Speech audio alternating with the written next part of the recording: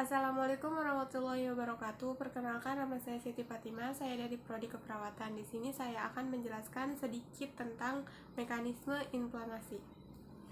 Inflamasi dimulai ketika sel tubuh mengalami kerusakan dan terjadi pelepasan zat kimia tubuh sebagai tanda bagi sistem imun. Inflamasi sebagai respon imun pertama bertujuan untuk merusak zat atau objek yang dianggap merugikan, baik itu sel rusak, bakteri, atau virus. Beberapa reaksi inflamasi. Yang pertama ada rubor, yang kedua ada kalor, yang ketiga ada dolor, yang keempat ada tumor, dan yang kelima ada reaksi peradangan yang ditandai dengan nyeri. Yang pertama, rubor. Rubor atau kemerahan biasanya merupakan hal pertama yang terlihat pada saat mengalami peradangan.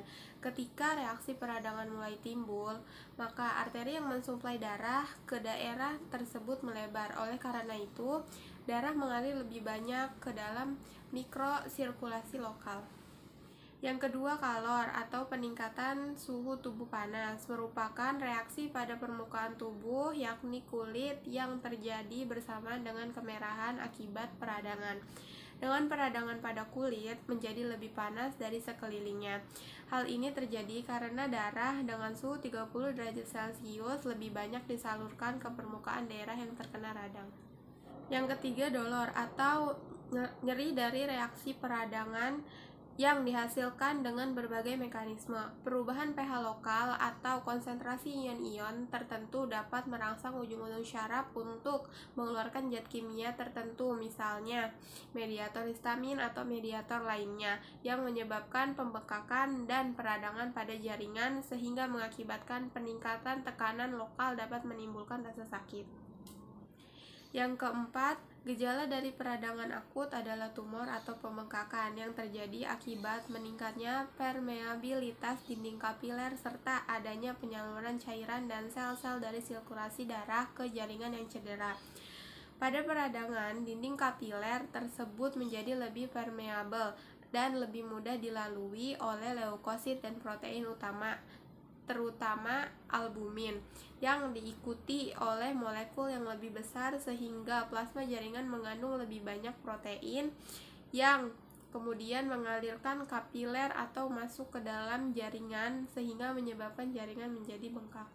Yang terakhir yaitu reaksi peradangan yang ditandai dengan nyeri disertai adanya sirkulasi yang abnormal akibat penumpukan dan aliran darah yang meningkat sehingga menghasilkan lingkungan kimiawi lokal yang abnormal dan menjadikan jaringan yang terinflamasi tidak berfungsi normal. Inflamasi merupakan reaksi kompleks terhadap agen atau bahan yang merugikan, misalnya mikroba dan sel yang rusak, atau biasanya nekrosis, yang berupa respon vaskuler, migrasi, dan aktivasi leukosit serta reaksi sistemik. Gambaran umum inflamasi adalah reaksi pembuluh darah yang menyebabkan akumulasi cairan dan leukosit di jaringan ekstravaskuler.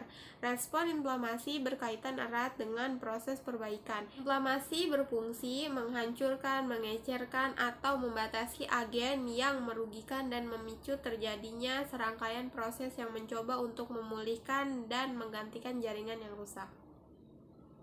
Banyak jaringan dan sel yang terlibat dalam reaksi-reaksi ini, termasuk cairan dan protein plasma, sel dalam darah, pembuluh darah, serta konstituen seluler dan ekstraseluler dari jaringan.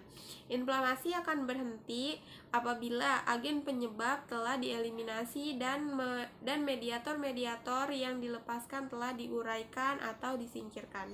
Tipe reaksi inflamasi berkembang melalui beberapa tahapan. Yang pertama, agen penyebab yang berlokasi di jaringan ekstraseluler berfungsi mengenali sel host dan molekul.